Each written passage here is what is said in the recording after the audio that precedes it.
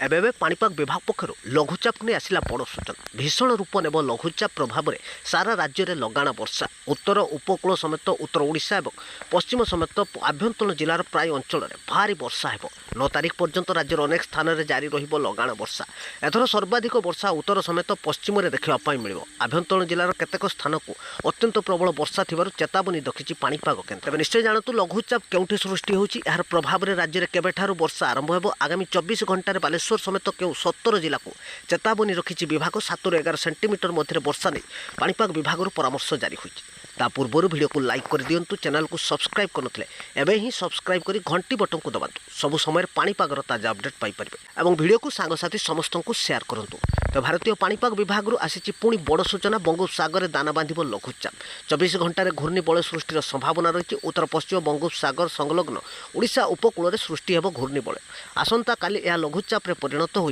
ओडिशा एवं पश्चिम उपकूल में सक्रिय रहिब यार प्रभाव में ओडिशार उपकूलवर्ती जिलागुड़िक तुहाकु तुहा वर्षा सांग प्रबल वर्षा जारी रहिब उत्तर ओडिशा रे भारी वर्षा सांग को बिजुली घड़घड़ी और वज्रपात थिबारु सतर्क रहिबाकु विभागरु परामर्श। तेबे प्रबल वर्षा नै कोरापुट नवरंगपुर कलाहांडी रायगड़ा खोर्धा कटक जगतसिंहपुर केन्द्रापड़ा भद्रक बालेश्वर केउझर मयूरभंज बरगड़ संबलपुर झारसुगुड़ा देवगढ़ और सुंदरगढ़ जिले में देखा मिल प्रबल वर्षा सांग को बिजुली घड़घड़ी जारी रहिब एने सतर्क रहिबाकु पाणीपाग विभागरु परामर्श। 7 ରୁ 11 सेंटीमीटर मध्य समस्त जिला मानकरे देखा मिल प्रबल वर्षा और गोटे दुईटी स्थान में भारी वर्षार चेतावनी देछि पाणीपाग केन्द्र। एपटे आगामी किछि घंटा मध्य राज्यर केतेक स्थान में घड़घड़ी सांग को वर्षा जारी रहिब। तेबे जगतसिंहपुर कटक खोर्धा पुरी नयागढ़ समेत गंजाम गजपति कलाहांडी कंधमाल और रायगड़ा नवरंगपुर मयूरभंज केउझर सुंदरगढ़ झारसुगुड़ा बरगड़ जिले में बिजुली घड़घड़ी सांग को वर्षार संभावना थिबा पाणीपाग केन्द्र एबे सूचना जारी होइछि।